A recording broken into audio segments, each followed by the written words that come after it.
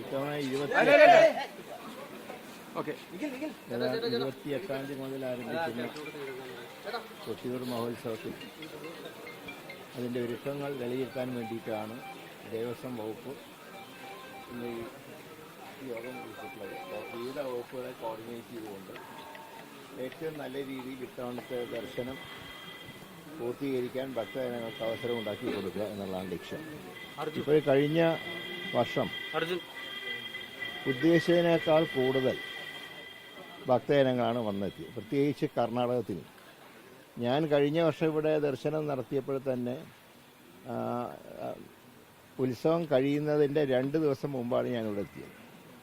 അന്ന് സ്ത്രീകളുടെ പ്രവേശനം നിർത്തിയതിന് ശേഷമുള്ള ദിവസങ്ങളിലാണ് വന്നത്. പക്ഷെ അന്ന് പോലും എനിക്ക് ഏതാണ്ട് 2 മണിക്കൂറോളം ഞാൻ ട്രാഫിക് ബ്ലോക്കിൽ പെട്ടു.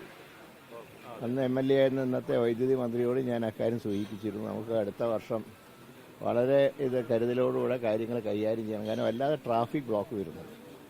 അപ്പോൾ ഒന്നാമത് ഇപ്പോൾ ഈ ക്ഷേത്രത്തിനെ കുറിച്ചിട്ടുള്ള ഐതിഹ്യങ്ങളും മറ്റും പല യൂട്യൂബ് ചാനലുകളിലും ഇതിനെക്കുറിച്ച് പറയുന്നുണ്ട്. അതുകൊണ്ട് ഇതറിഞ്ഞ് ഏറ്റവും കൂടുതൽ ഇപ്പോൾ കേരളത്തിന് പുറത്താണ് ഭക്തജനങ്ങളിവിടെ വന്നെത്തുന്നത്. ഞാൻ കഴിഞ്ഞ വർഷം വന്നപ്പോൾ ഏതാണ്ട് മുഴുവൻ വാഹനങ്ങളും കർണാടക രജിസ്ട്രേഷനുള്ള വണ്ടികളായി. അപ്പോൾ ഈ സ്ത്രീകളുടെ പ്രവേശനം അവസാനിച്ചതിന് ശേഷമുള്ള ദിവസങ്ങളിൽ പോലും ട്രാഫിക് ബ്ലോക്ക് ഉണ്ടായി കഴിഞ്ഞതാണ്. അതുകൊണ്ടാണ് ഇതിനെ ഇനി കുറേ കൂടെ വിപുലീകരിക്കണം, ട്രാഫിക് ബ്ലോക്ക് ഒഴിവാക്കാനുള്ള മാർഗങ്ങൾ സ്വീകരിക്കണം. പിന്നെ ഇവിടെ വരുന്നവർക്ക് താമസിക്കാൻ ഇപ്പോൾ ദേവസ്വത്തിൻ്റെ ഒരു പരിമിതമായ സൗകര്യങ്ങളുള്ള ഗസ്റ്റ് ഹൗസ് മാത്രമാണുള്ളത്. ഒരു ഗസ്റ്റ് ഹൗസ് ഒക്കെ പണിയാനുള്ള ഒരു പ്രോജക്റ്റ് ദേവസ്വം ബോർഡ് നൽകിയിട്ടുണ്ട്. അപ്പോൾ എല്ലാം കൂടെ പരിശോധിച്ച് ഇതൊരു ഏറ്റവും വലിയ ഒരുപക്ഷെ നാളെ ശബരിമലയും ഗുരുവായൂരൊക്കെ കഴിഞ്ഞാൽ, ഗുരുവായൂരിന് എല്ലാ ദിവസവും ഉണ്ട്, ശബരിമലയിലും ഇവിടെയാണല്ലോ പ്രത്യേകതയുള്ളത് ദർശനത്തിന്. അതുകൊണ്ട് ഇനി കൂടുതൽ കേരളത്തിന് പുറത്തുള്ള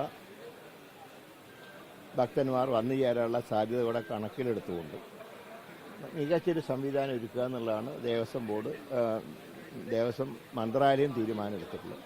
അതനുസരിച്ച് സ്ഥലം MLA കൂടിയായിട്ടുള്ള വൈദ്യുതി മന്ത്രിയുമായി കാര്യങ്ങൾ ആലോചിച്ച് ഉചിതമായ നടപടി സംസ്ഥാന ഗവൺമെൻറ് സ്വീകരിക്കും.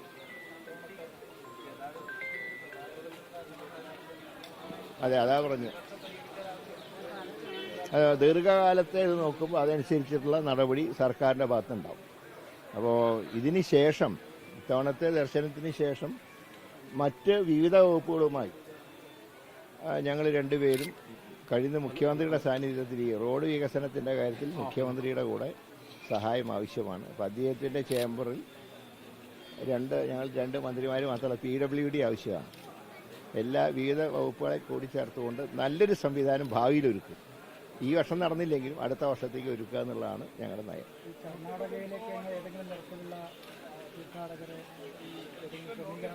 എങ്ങനെ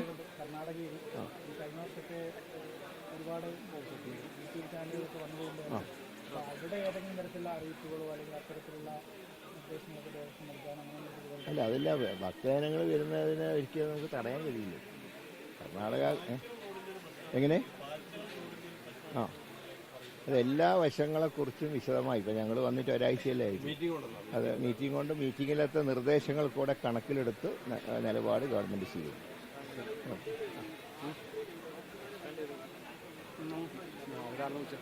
ഡോക്ടർമാരുടെ പ്രശ്നം കേരളത്തിൽ മൊത്തത്തിൽ അനുഭവപ്പെടുന്നുണ്ട്. കാരണം പലതും കെട്ടിടങ്ങൾ കിട്ടിയെങ്കിലും പലയിടത്തും ഡോക്ടർമാരില്ല, സ്റ്റാഫില്ല.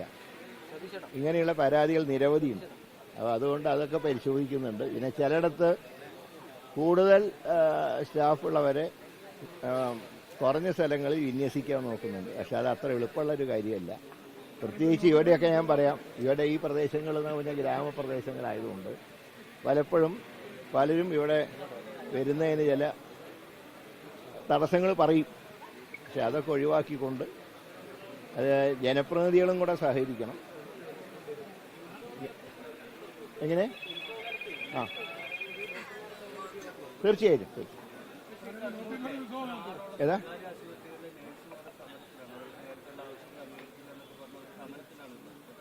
അവരുടെ നിവേദനം ഇന്നലെ തന്നിരുന്നു. പരാതി പറഞ്ഞ ആശുപത്രികളോട് വിശദീകരണം ചോദിക്കാൻ പറഞ്ഞിട്ടുണ്ട്. തൃശ്ശൂരത്തെ 2 ആശുപത്രികളെ കുറിച്ചാണ് ഇന്നലെ എനിക്ക് പരാതി കിട്ടിയത്. അത് മന്ത്രി ജനീഷും അവരോടൊപ്പം ഉണ്ടായിരുന്നു. അവരോട് വിശദീകരണം ചോദിക്കുന്നു. അതെ